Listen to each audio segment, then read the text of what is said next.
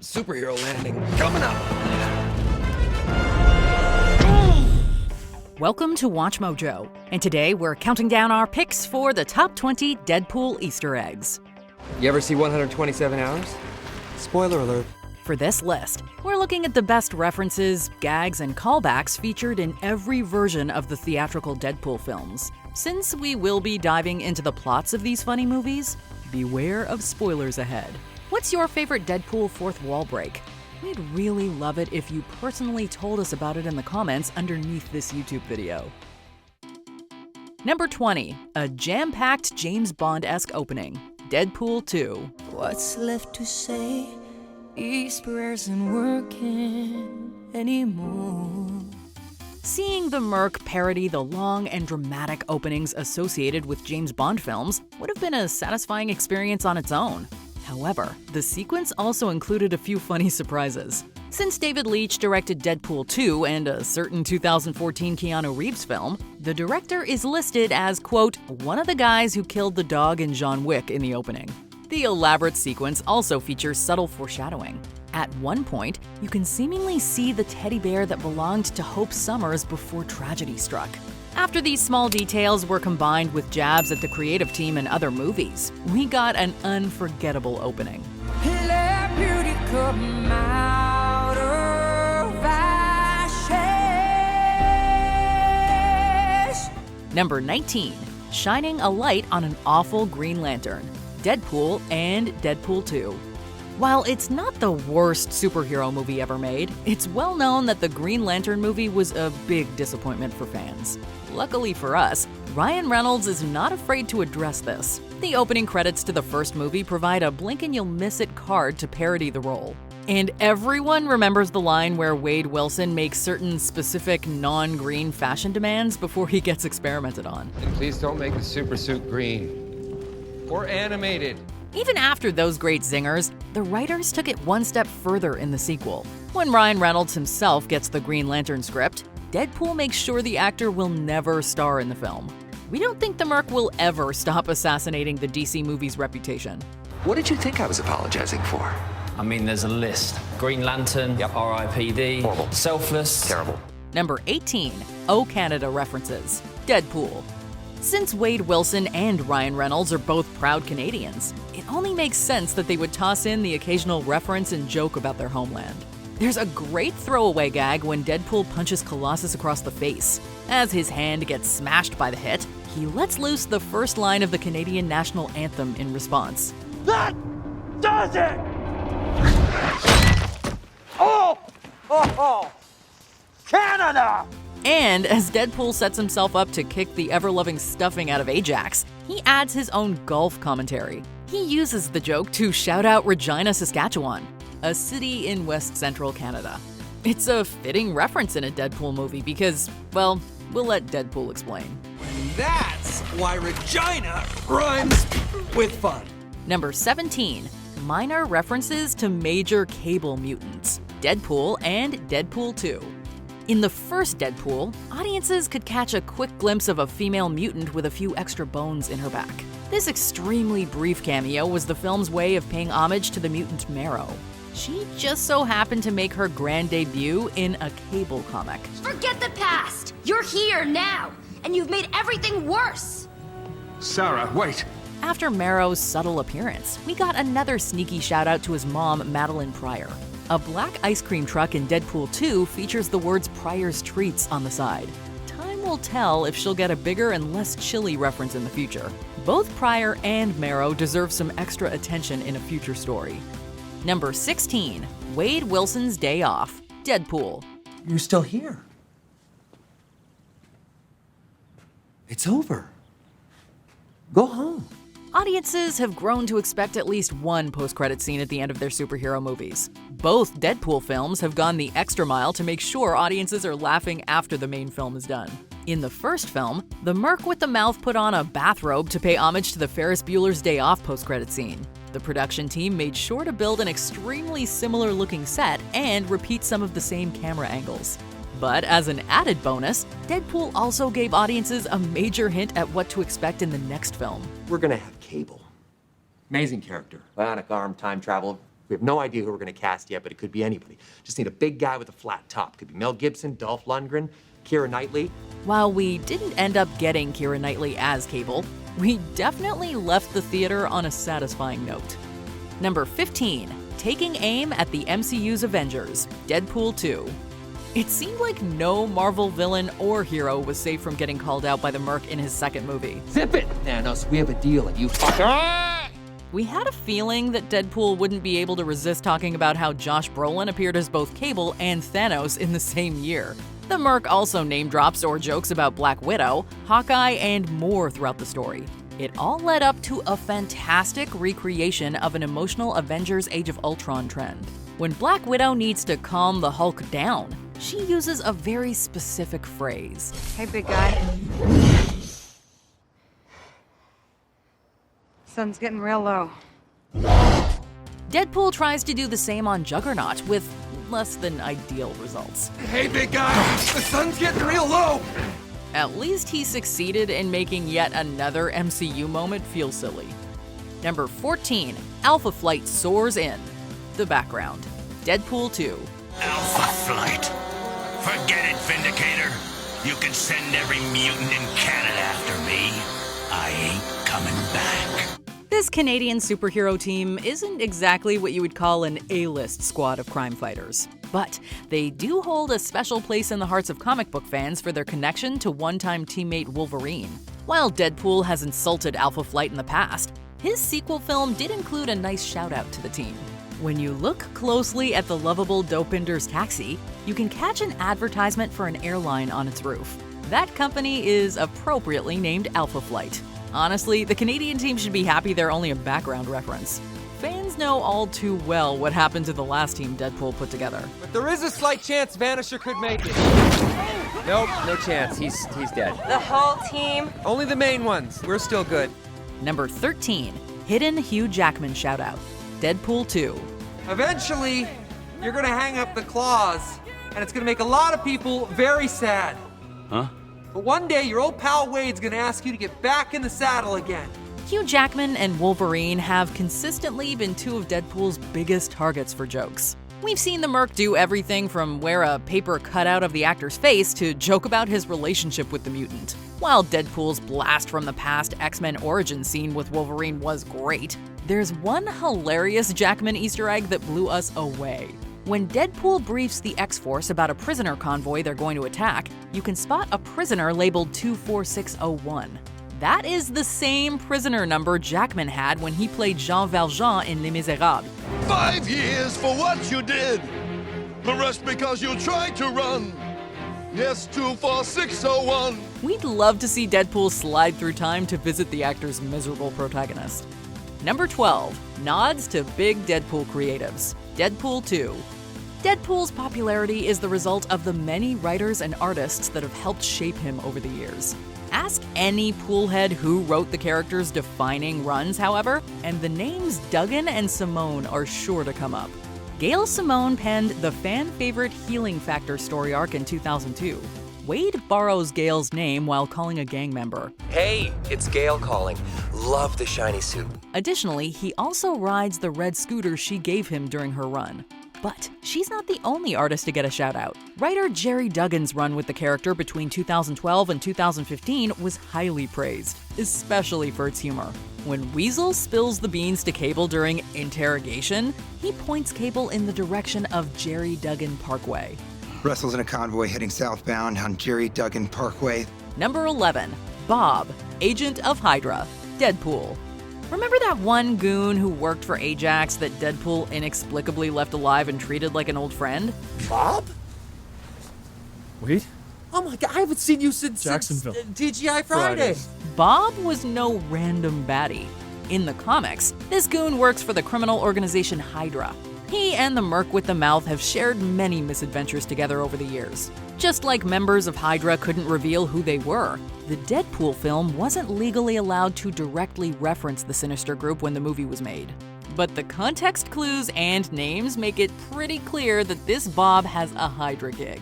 His cameo is a fantastic and sneaky Easter egg. Now that Deadpool is basking underneath the Disney umbrella, he may be able to have a more open reunion with his friend. How are the kids? Good? And Gail, she's still fixing that tuna casserole? So good. Oh, but bad for the waistlining. Number 10. Subtle celebrity cameos. Deadpool 2. We were initially too distracted by Cable being a badass to notice when he walked past big Hollywood names. When the future mutant sees that he's being followed onto a prison convoy, he notably ejects a prisoner cell at Deadpool. The person in that cell happens to be played by Deadpool 2 director David Leitch. Before that point, Cable runs into two men having a very weird conversation about toilet paper. But I'm gonna tell you what the big lie is. Toilet paper. What's so bad about toilet paper? It gets the job done. While the duo might not look familiar, it turns out that Alan Tudyk and Matt Damon were underneath the costumes and southern accents. It seems like Damon loves having minor cameos in major superhero pictures. And last but certainly not least, having Brad Pitt appear as the Vanisher was a hilariously unexpected twist. Maybe the wind can't blow what it can't see. Really? Wait. Was that Benjamin Button? Brad Pitt? Number 9. A sinister shoutout. Deadpool 2. Over the course of several Fox Mutant films, audiences kept getting teasers that Mr. Sinister would appear. Enjoy your revenge, Morph. I know I am. In an X-Men Apocalypse post-credit scene, a mysterious businessman puts materials from the Weapon X experiment into a briefcase that bears the Essex Corp logo. Nathaniel Essex happens to be better known as the infamous X-Men villain Mr. Sinister. Surprisingly, Deadpool 2 built on this serious hint by showing us that the facility where Russell Collins and other young mutants were held and tormented is known as Essex House. Irene Merriweather, WHIT News, live here at a breaking news situation at the Essex House for Mutant Rehabilitation. Unfortunately, we never saw what Mr. Sinister was planning to do with all his ill-gotten genetic research. We can only imagine the havoc the villain could cause if he got his hands on Deadpool's fast healing abilities. Number 8. Bringing in a fan song. Deadpool and Deadpool 2. Captain Deadpool. Nah, just Deadpool. Merc with the mouth. I can't die 1 foot in the grave, but I'm still alive. Both of the first two Merc movies were accompanied by great soundtracks filled with nostalgic classics, big hit songs, and at least one Celine Dion number. One of the most awesome track inclusions comes courtesy of Team Headkick. The musical act is known for releasing rap songs for famous nerdy properties. Before the first movie was released, they were invited to contribute their Deadpool rap to the soundtrack. The song went on to make the soundtrack of the first film, while an X-Force remix was featured on the deluxe album for Deadpool 2. Hearing that fans got their original work into a big and funny film is seriously encouraging for other artists. About to take you all to school with guns and knives. Deadpool. Number 7. Hinting at the End of Mutants. Deadpool 2. None of the Essex House employees seem to be big fans of mutants. Your abilities. I know how seductive they are, how powerful they make you feel. But you must learn never to use them. That's what made a particular poster especially disturbing. By looking at the background of the Essex House, viewers can spot a poster for an event called M-Day. In the comics, this was when Scarlet Witch infamously uttered a phrase that nearly rendered mutants extinct. We never see a fully fledged Scarlet Witch next to a mutant in the Fox films. However, a twisted company basically extinguished the possibilities for mutants to be naturally born by the time Logan began. Random mutancy went the way of polio, and embarked on our next endeavor. Growing mutants of your own. In a way, the dark M-Day that Deadpool 2 hinted at did come to be. But luckily, it wasn't the end for mutants. Number 6. A huge helicarrier shoutout. Deadpool and Deadpool 2. When Deadpool and his allies start the final battle against Ajax, wide shots of the villain's base of operations make it pretty clear that he's hanging out on a broken helicarrier. These titanic aerial vehicles have played huge roles in MCU films like Captain America: Winter Soldier. This is Project Insight. 3 next-generation helicarriers synced to a network of targeting satellites. So it was pretty bold for the writers to include one in the final film. It does certainly help that none of the characters refer to the helicarrier by name. While including one of these vehicles was just a great visual gag in 2016, the introduction of a Marvel multiverse makes it a better reference in hindsight. Does Deadpool live in a world where a Cap variant destroyed helicarriers during Winter Soldier before Ajax started using one? I didn't see where you are! Not an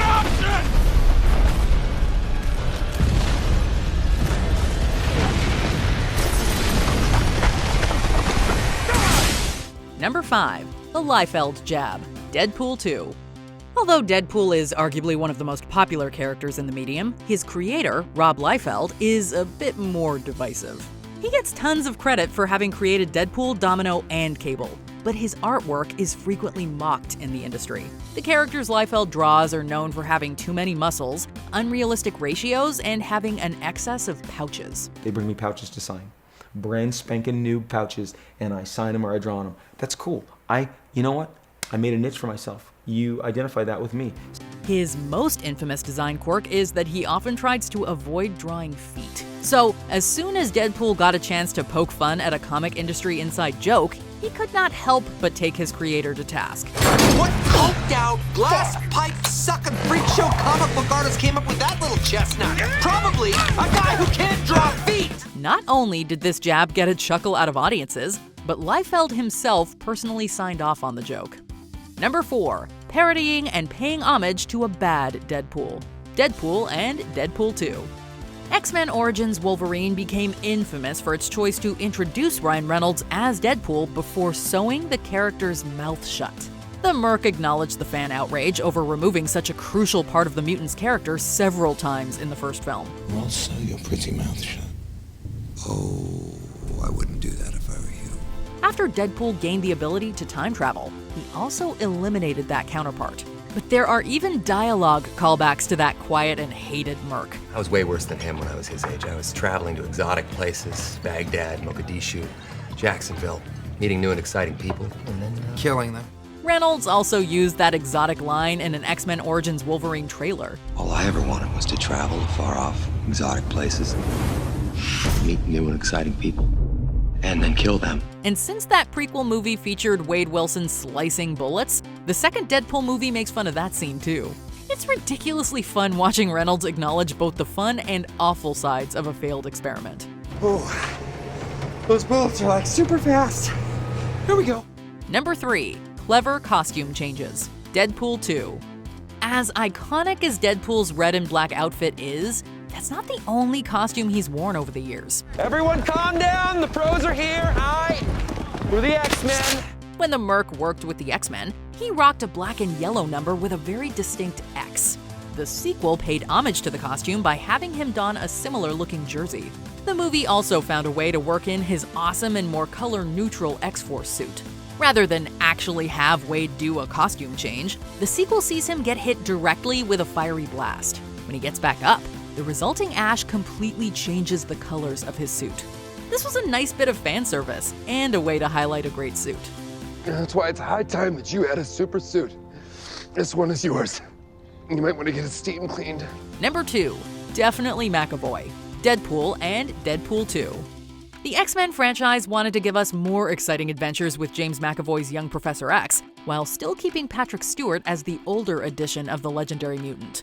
However, the new stories created numerous continuity issues that made it nearly impossible for both versions of the character to exist in the same timeline. Deadpool, naturally, couldn't miss a chance to poke fun at the confusion. Let us go talk to the professor. McAvoy or Stewart? These timelines are so confusing. This sharp joke was elevated by a stunning cameo in his sequel film. While hanging at the X-Mansion, McAvoy's Xavier and other prequel characters hide themselves from Deadpool. They can't just dust off one of the famous X-Men. How about that Potts with the giant pigeon wings? What do those do anyway, huh? Carry him 3 feet off the ground to snatch up the nearest muffin crumb? This incredible scene made us laugh while establishing the Merc's place in the X-Men continuity. If both movie franchises had continued, Deadpool could have made an epic cameo in a McAvoy film. I'm really not ready. You are ready. I'm not. Be at the X-Jet in 5. I can do 30. Before we continue, be sure to subscribe to our channel and ring the bell to get notified about our latest videos. You have the option to be notified for occasional videos or all of them. If you're on your phone, make sure you go into your settings and switch on notifications. Number 1. A savage amount of Easter eggs. Once Upon a Deadpool. Now, I want you to take a deep breath and listen to me very carefully, Frederick. You're in a PG-13 version of Deadpool 2.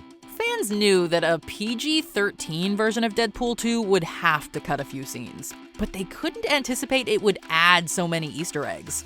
At the beginning of this edit, Deadpool traps Fred Savage in a bed and forces the actor to listen to a story. This blatant reference to The Princess Bride features everything from Judge Dredd nods to sketches filled with callbacks to the first Deadpool. Additionally, Fred Savage gets to criticize the sequel by addressing fan complaints and pointing at plot holes. And if that one got cut in half, then it'd be 3 Deadpools? I mean, you could see where it all falls apart. And quite frankly, why I prefer Marvel. We are Marvel. Hilarious. You're Fox. The Princess Bride framing device adds so much to the movie that it feels like an entirely new viewing experience. Every team member deserves applause for giving us more Easter eggs than we could have possibly wished for. Just in time, because I've lost almost all feeling in my legs. Ooh, no, they feel fine. Can I go? As you wish. Did you enjoy this video? Check out these other clips from WatchMojo, and be sure to subscribe and ring the bell to be notified about our latest videos.